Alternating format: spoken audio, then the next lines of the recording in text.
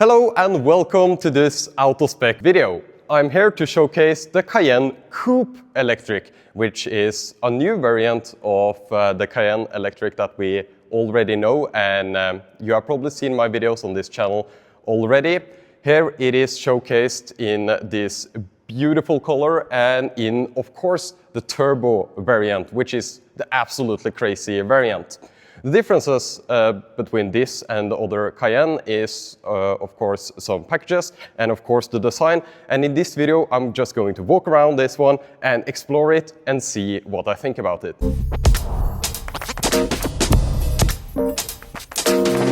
Of course, the front of the car is very similar to the normal Cayenne Electric, here with, of course, the turbo styling and the beautiful turbo badge that you can see here. By the way, this color looks completely different inside this studio compared to the outside. But when we walk around this car, we kind of get a completely different side profile because of the coupe format. And this is, of course, something that's not new to Porsche. It's not new to German automakers to have a coupified version of their normal cars. And some people, of course, like it, some people don't. But the side profile here is kind of cool, in my opinion. And I think Porsche did a great job keeping at least the lower part of the rear here very boxy, very nice. And of course, you can see that it has all the design elements of a modern Porsche design. It doesn't look like an egg, which I think is fantastic. It still keeps this kind of boxy rear design. Now we're going to get the aero blades out, which is, of course, so cool. The Porsche Active Aero that you can see here.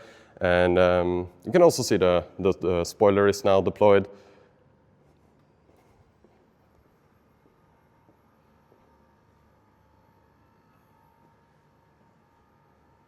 Coupe, of course, give you better aerodynamics and more range, which is, of course, more important on an electric car than a combustion car in most cases.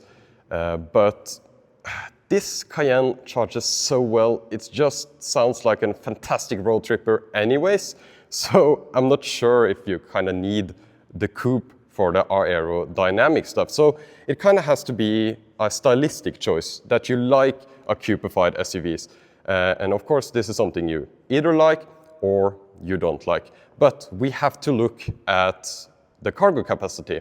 So it is supposed to have about 18.8 cubic feet of trunk space, which of course is less than the SUV variant.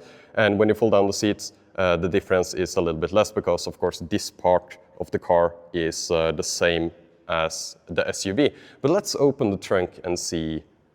Take a look at trunk space. Of course, you can fit this cargo cover down in the space that we just took a look at here, and then you gain a little bit more height, of course.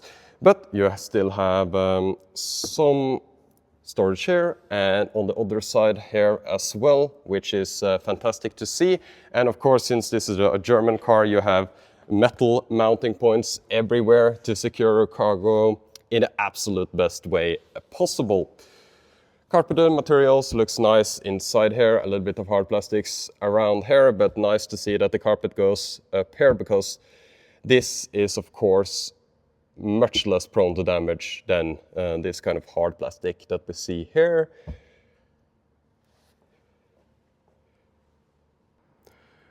I think that's the cargo space for the coupe variant. I'll overlay all the numbers so that you have all the numbers if you need to do any calculations for your own sake. I'm 5'9", and you still have an incredible amount of space in the rear of the coupe. So if rear headroom is something that you are afraid of when choosing the coupe, I would say there isn't too much to worry about. Quite a lot of space, of course, more space under the glass roof here than when you get to the actual roof. But in general, you have plenty of space, and I've also adjusted this seat to make sure that this is my driving position. And yeah, I would say this is a comfortable, nice place to sit for sure. And you can also adjust the rear seats just like the normal SUV Cayenne to your liking in the rear of the coupe variant. So I think the main sacrifice of the coupe variant must be the cargo space in the rear, not necessarily the backseat passenger, because to me this space seems very, very adequate. So with the coupe variant, you are also having an option to get the automatic doors. This also comes to the SUV variant. So there we go, inside the car, and then I can just press the brake pedal.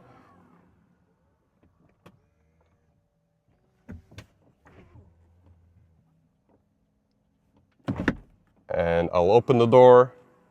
And that's, of course, a fantastic luxury feature. We have seen this on more and more cars, and a lot of cars that I've driven the last year has had automatic doors. And in the beginning, I wasn't a huge fan of like automatic doors because there is just one more thing that can break. You have ice on the doors and everything. But after using this kind of feature on other cars throughout the winter, throughout everything, it's kind of nice. And when you start jumping into other cars without this feature and you press the brake pedal and you expect the door to close and it doesn't, it's kind of annoying.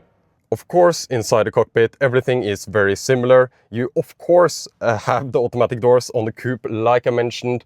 I'm sorry, I'm not used to filming in a studio. You can see all the lights here and everything. It's kind of scary, to be completely honest, but I'm trying to do my best to kind of showcase to you how this looks. I can also now see and notice that we have the 4-seat variant, but honestly, the rear seat room seems kind of fine in the coupe variant. You, of course, are sacrificing a little bit of headroom, especially since the glass roof doesn't go all the way back, and you also sacrifice a little bit of trunk space. And honestly, I would totally go for the normal SUV variant in my case. If you're worried about range, there is no reason to go for the SUV. I think it's 15 kilometers more range or something. It's not that big of a deal. In the coupe variant, you do get this kind of different side profile though. So if that's something that you like, of course you can get it. But in the cockpit here, and since also the automatic doors, which I honestly think is a nice luxury feature, the automatic doors, since you can also get that on the SUV variant, I'm not sure who would go for this coupe variant. And I totally would have this coupe variant with some aero wheels in like a range test or in a race or something like that. But to own, I kind of want the practicality that like the rare boxy design gives you. But I have to give Porsche creds here, because the coupe rear end looks better than many other coupe rear ends, because it has this kind of boxy design. And honestly, I think, of course, that modern Porsche design looks absolutely fantastic. I'm a huge fan. Some people aren't a huge fan, but I'm a huge fan. And inside here, of course, you have everything that you would expect from a normal Cayenne. Look at this beautiful interior. It's fantastic.